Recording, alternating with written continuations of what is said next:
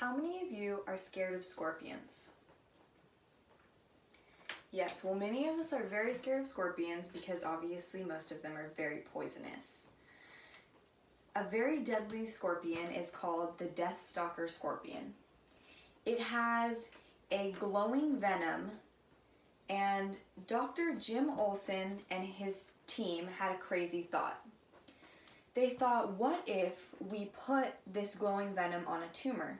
Would it make the tumor light up? And it turns out they were correct. This medical advancement will help so many cancer patients. I will tell you how hard it is to remove a tumor, how tumor paint works, and an example of how people have benefited from this medical advancement. I will start out by telling you how hard it is to remove a tumor without removing the healthy underlying tissue. According to the Mayo Clinic, the best option for treatment for cancer is to surgically remove it. This is extremely hard to do because the tumor and healthy tissue that is underlying look very similar. This may not matter as much in some organs like breast cancer, but in the brain it matters very much because the brain makes you who you are. ABC News says Dr. Olson created the idea of tumor paint because tumor and healthy tissue look very similar. This way, you can actually see the tumor glowing and cut out the glowing cells and leave the healthy tissue behind. According to Jim Olson himself,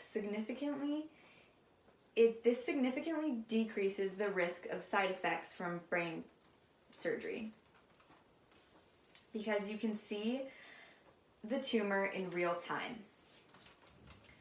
Now that I have told you how hard it is to remove a tumor, I will now tell you how tumor paint works.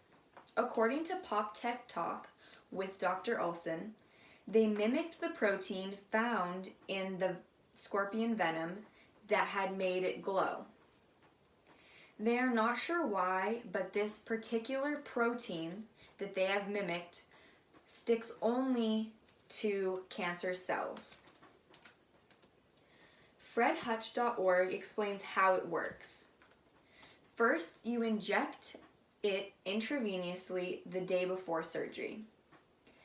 Second, the proteins link to the cancer cells. And third, you are going to need a light to see it.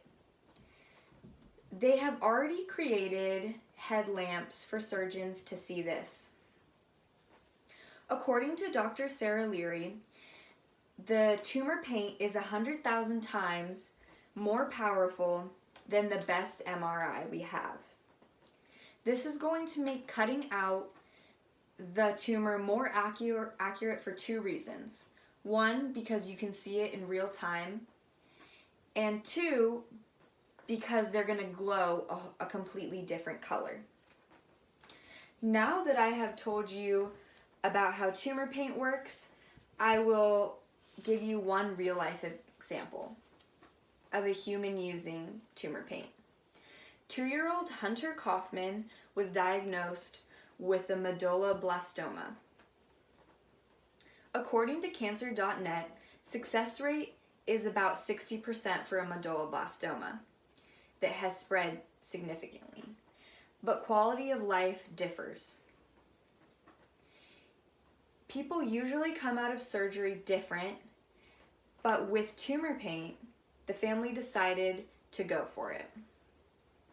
According to SeattleChildren's.org, Hunter's tumor was the size of a golf ball. Since tumor paint could remove the whole tumor without cutting out much underlying brain tissue, this was the ideal for Hunter.